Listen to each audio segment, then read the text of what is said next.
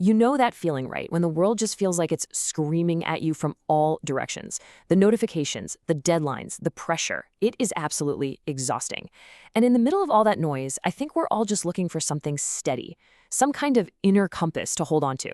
But what does that compass even point to? What's our true north? I mean, that's the big question, isn't it? How do you actually build a life that feels real, that has substance? We chase the answers everywhere: self help books, podcasts, therapy, and those are all great tools. But I got stuck on this idea that maybe, just maybe, one of the most powerful blueprints for a good life wasn't written last year, but over 100 years ago. Just imagine getting a letter from your father, not about, what's for dinner, but a guide for your entire life, a kind of timeless map for how to navigate being human, a set of instructions for building a character so strong it could withstand pretty much anything. Well, that guide is a poem, Rudyard Kipling's famous If. And honestly, calling it just a poem, it just doesn't feel like enough. I think of it more like a blueprint for a kind of practical strength, a code of conduct for surviving life's inevitable storms, and yeah, it's sunshine too. So let's break this code down piece by piece. Okay, so the poem starts not with some big, grand action out in the world, but right here, inside our own heads. The first argument is that before you can face the world, you have to build an inner fortress. You've got to master yourself first. This is the foundation. And let's be real, it's a tough one. Think about it.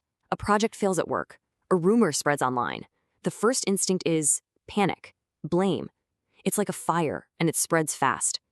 The challenge Kipling lays down is to be the person who doesn't get burned, to just stand in the middle of that chaos, even when all the fingers are pointing right at you, and hold on to your own sense of calm. It's not about being cold or emotionless. It's about mastering your own response. That right there is the core of self-possession. And this next part, this is where I think the real genius is. He sets up this incredible balance. On one hand, you have to have the guts to trust your own instincts when everyone is telling you you're wrong. That's conviction, right? But then, Kipling hits us with this twist. But make allowance for their doubting too. See, this isn't about being arrogant. It's about having a kind of secure humility. It means you're confident enough in what you believe that you can actually listen to your critics without getting defensive. You can entertain the thought, hey, maybe they have a point, without losing your own footing. That is such a fine line to walk, that true knife's edge between confidence and arrogance. And this inner strength has this quiet, almost invisible quality to it. When people lie about you, you don't get into a mudslinging match, you just stick to the truth. When you're hated, you refuse to let that poison you. But these last 2 points are key. You don't perform your own goodness. You don't try to look too good or talk too wise. I think what he's getting at is that the second you start advertising your virtue, it stops being about your character and it starts being about your ego. Real integrity doesn't need a spotlight. It's what you are when no one is watching. If there's one single word that sums up this entire first part of the poem, it's this one: equanimity. It's that state of unshakable inner peace, that ability to stay centered, no matter what kind of storm is raging outside. That's the whole point of building that inner fortress. So once you've built that inner fortress, the work isn't over, not even close.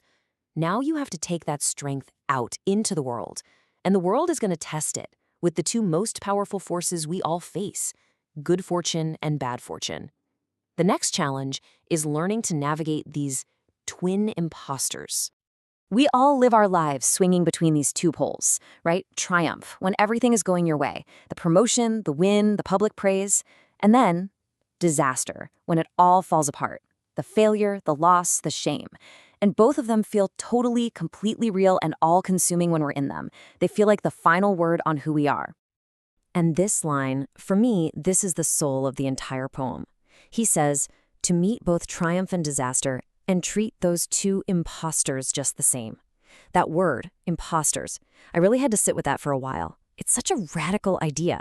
Why are they imposters? Because they both lie to you. Success whispers in your ear, you're amazing, you're invincible, this is who you really are. And failure screams, you're worthless, you're finished, this is who you really are. And they are both lying. They're just weather. They're just events passing through your life. They are not you. The deep insight here is that your core self, your actual worth, is totally independent of your wins and your losses. So, okay, what happens when you do face one of those imposters, when disaster really hits? This next part of the poem is just a brutal, beautiful test of resilience. It's about the courage not just to survive a loss, but to get up and begin all over again from nothing. Just try to picture it for a second. Every single accomplishment, every success, everything you have painstakingly built over your entire life, all of it piled up into one big heap. And then you push that entire pile of your life's work onto the table for a simple coin toss. It's a metaphor for those moments in life where literally everything is on the line. A new business, a big relationship, a cause you believe in. And you lose. It's all gone. And the real test of your character isn't whether you took the risk. It's what you do in that moment after you've lost it all. The call to action here is to just start over, from scratch, and to do it quietly. Never breathe a word about your loss. In a world where we're all encouraged to share every little setback for likes and sympathy, this is a radical call for a private, profound kind of strength. A strength that gets its validation from inside you, not from an audience. And this is the breaking point. This is when your body is shot, your spirit is broken, your motivation is completely gone. There is literally nothing left inside you, nothing, except for one last thing. A raw, primal force that Kipling just calls the will. It's that defiant voice, deep down, that speaks not to you, but to your failing body and mind and just commands them, hold on. It is the purest expression of human endurance I have ever read. Okay, so after building this inner fortress of self-mastery and resilience, the final test is how you carry yourself out in the world. How do you actually interact with other people without losing the person you've worked so hard to become? This final test is all about navigating the social world without losing your sense of self. It presents two equal and opposite challenges. First, can you stand in a huge crowd, feel the pull of popular opinion, the groupthink, and still hold on to your own values? But then here's the flip side. Can you walk with kings, with powerful and influential people, and not lose that common touch, that connection to humility, to the reality of everyday life? See, this isn't a call to be a social chameleon, changing your personality to please whatever room you're in. It's the exact opposite. The whole point is to build an inner center so strong, so consistent, that you can be the exact same person, whether you're talking with a king or with a crowd. Your authenticity doesn't change just because your audience does. So after all these ifs, after all these incredibly demanding tests of character, what's the reward? What's the inheritance that's promised for a life lived by this code? The final condition is all about living with purpose. The minute is unforgiving, because once it's gone, you can never get it back. To fill it with 60 seconds worth of distance run, well, that just means to live deliberately, to wring every last drop of value and meaning out of every single moment, to not waste the precious, finite time that you have. So, if you can walk this path, if you can build that inner fortress, treat success and failure like the imposters they are, endure a crushing loss and start all over again, walk with integrity through any crowd, and live every single moment on purpose, if you can do all of that, what's the final prize? The promise is really twofold. First, you gain a kind of mastery over the external world. Yours is the earth and everything that's in it. You learn to navigate life with skill and grace. But then Kipling delivers the real punchline. And, which is more, the bigger prize isn't the world outside you, it's the world inside you. The true inheritance is achieving that complete, unshakable self-mastery.